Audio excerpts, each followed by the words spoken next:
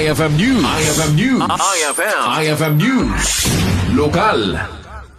Manamnama nga dadupay ti may sayangkat a libre at theoretical driving course when TDC manipod iti Land Transportation Office iti siyudad ti Lawaga.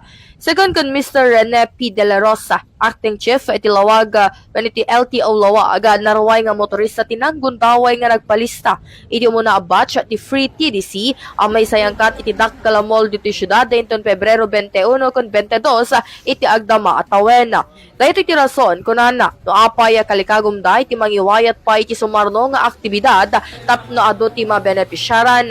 Inaina nga dani ti koordinasyon da iti Lawag City Government para iti second batch kan maruray langon no inton ano ti pinal apet sana. Inyo na unay ni De La Rosa na patega amay sayangkat da iti naso nga aktibidad tapno maimpormaran da iti umili kang runaan da iti motorista. No kasano kapatega iti maadaan ti driving license kanday iti gundaway tapno mabalaagan da pay no kasano amaliklikan ti disgrasya. Para iti IFM News, Idol Bernadette Toledo, Tatak, IFM.